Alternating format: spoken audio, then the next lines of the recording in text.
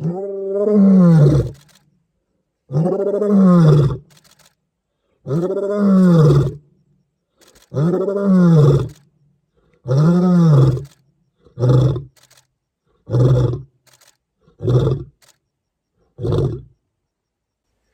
that is Manyeleti magic for you, Pungwe magic.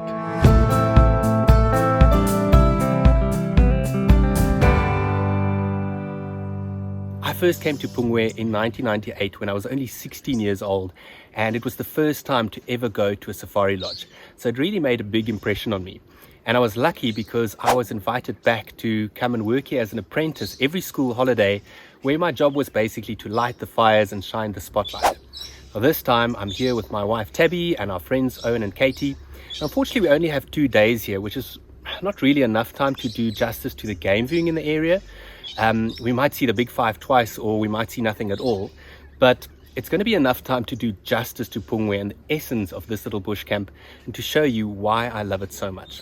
Now, I know some of you would have found this video through a link in my main Manyeleti video, but for those of you that haven't seen that, go and check out this video, because it's going to give you a better idea of what to expect game viewing wise in the Manyeleti, and just a little bit about how this reserve works. And if you're new to the channel, I always add any important links and information in the description below, like how you can make a booking for Pungwe or any other relevant videos. You'll also find my supporters page there, where you can buy me a coffee, which is a small once-off donation, or you can become a pack member where you make a monthly contribution. And these funds are all used to make more safari videos like this one.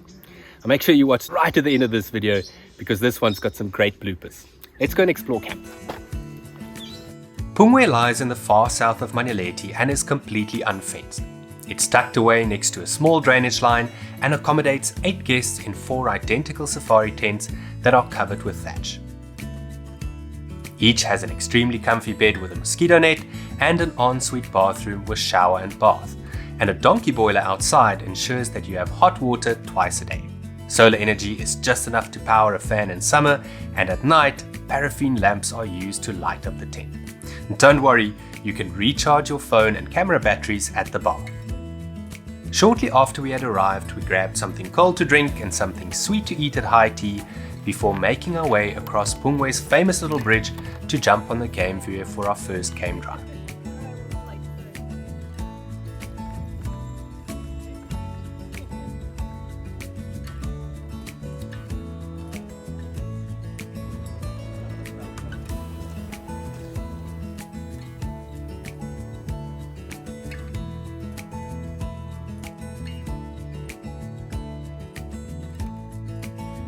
This is one of the things that I absolutely love about the south of Manyeleti. Not only is it some of the most beautiful parts of the reserve, but there's very few vehicles here, so if you find something, you usually have it to yourself. There's juvenile martial eagle in that deadwood.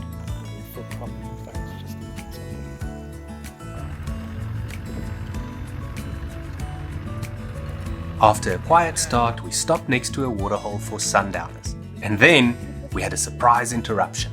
The impalas are alarming. We just heard a leopard rasping while we were having sundowners very close to the dam. So we've quickly jumped back onto the vehicles with our drinks and see whether we can find him.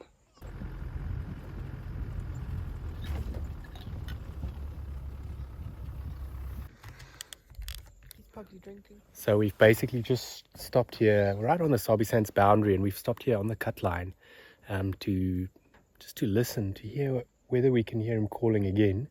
We think he might be behind us, but he obviously could have been walking in this direction. He's got to call again, buddy.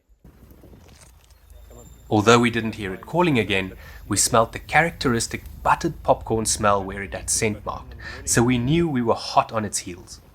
And shortly after dark, we finally caught up with it. It was the dominant male in the area, Nhlangula.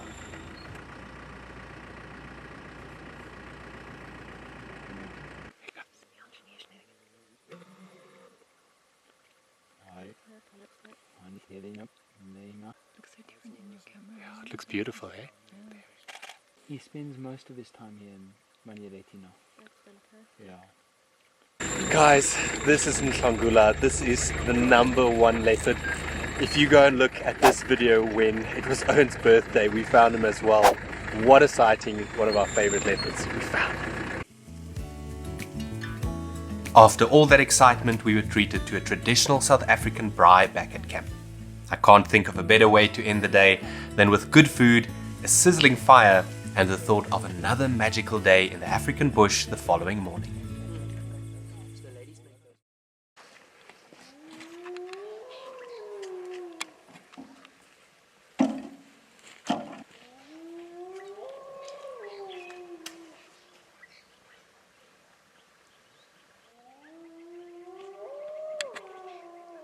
We woke up to the haunting calls of spotted hyenas, who had walked straight through camp during the night.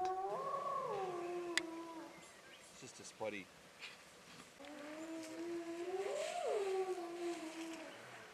I just love early mornings in the bush, especially that first cup of coffee. At Pungwe, they keep a massive old kettle on the fire right throughout the day to ensure you always have boiling water, adding to the rustic charm of this little bush camp. Our chilly morning game drive started out promisingly. We heard a lion roaring right throughout the night, and we've come a little bit towards the southwest of camp, found the fresh tracks here, just trying to figure out which direction he went. Yeah. Which way is it going? This way. At some stage, the fresh tracks disappeared into the tall grass, but the search was far from over. This is funny. You got it on there? Yeah. So we've actually got a different set of lion tracks now. The one male that we found close to the boundary walked up the boundary fence. Now it's gone a little bit further towards the east and found some more fresh tracks. And we could hear those lions all around camp last night. So let's see where the set leads us. Interesting to see which way it went here in front. Is it fresh? I don't think it's fresh because there's nothing here. After a solid hour of searching, we finally decided to give up, not realizing that all the effort we had put in that morning would pay off later that day. After spending some time with impalas and elephants, a call came in that a pack of endangered African wild dogs had been found nearby on a patch of recently burned veld.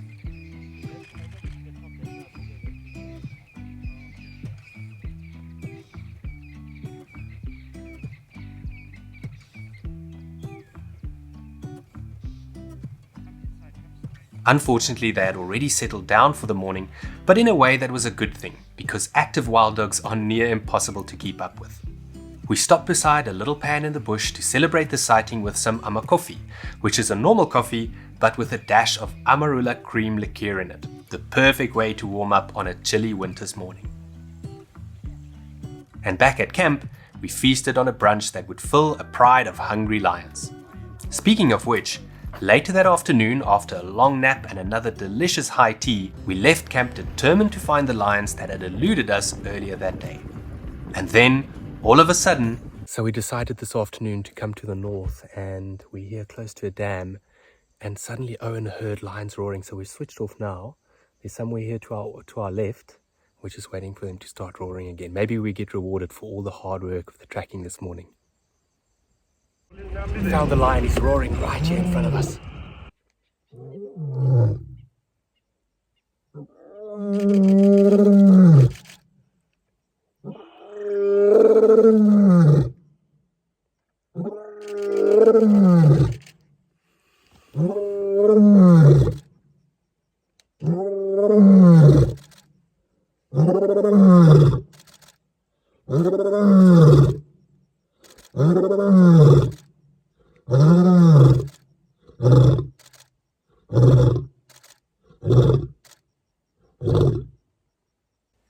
Now that is Manyeleti magic for you, Pungwe magic.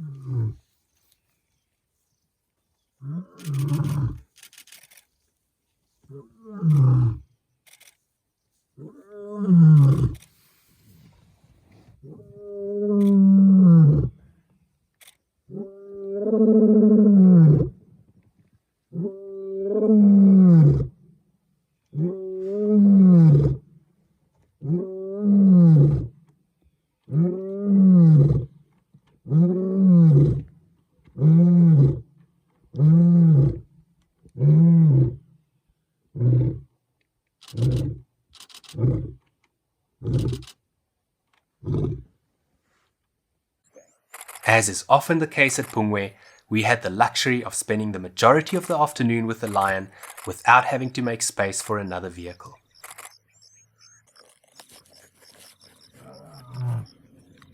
When he started giving softer contact calls, we realized that one of his brothers had to be close by.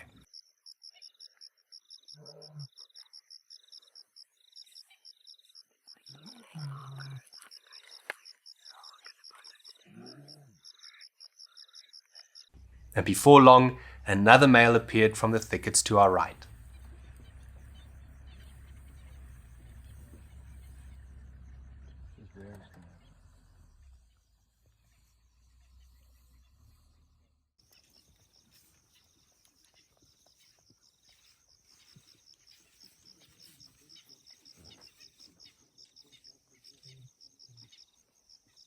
Witnessing interaction like this was truly special and was a cherry on the cake for what had already been an unforgettable afternoon.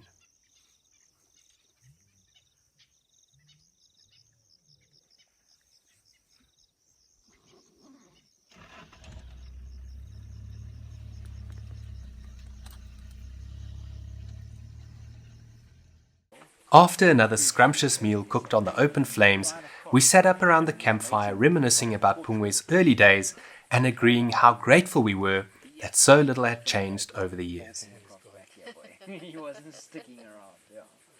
Pungwe is known for bushwalks, so after a customary early morning coffee on our last day, we headed out on a short game drive before stopping in a shady spot for an all-important safety brief by our guide, Never.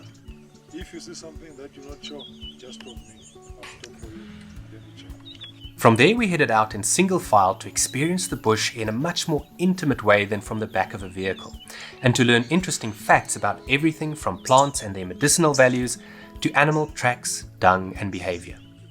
Never showed us how elephants debark marula trees to get to the tasty layer below. He explained the cultural significance of buffalo thorn branches to the local Tsonga people, and he made a toothbrush from a magic quarry bush. So you see, looks like a brush.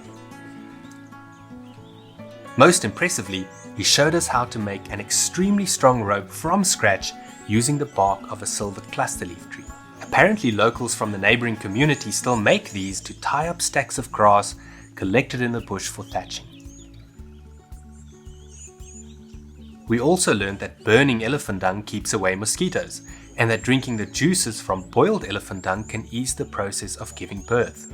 Never's knowledge about the bush was absolutely mind-blowing, and his passion for nature and the wildlife that lives in Manyeleti was completely infectious. And I can't think of a better way to have finished our trip to Pungwe Safari Camp.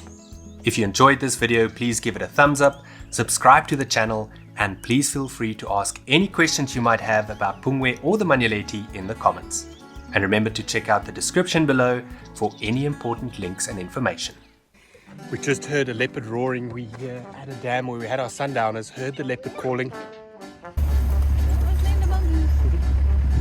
Tim, do you mind pointing out a fake hippo in about 3 seconds?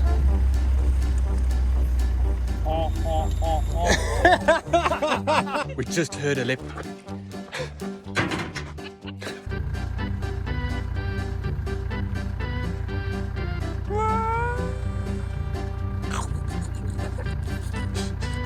We just heard a leopard rasping very close to where we just.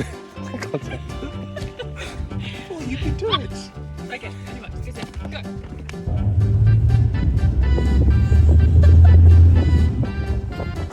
We just heard a leopard rasping right here close to where we had our sundowners. We're quickly going to go check. I'm going to fall asleep.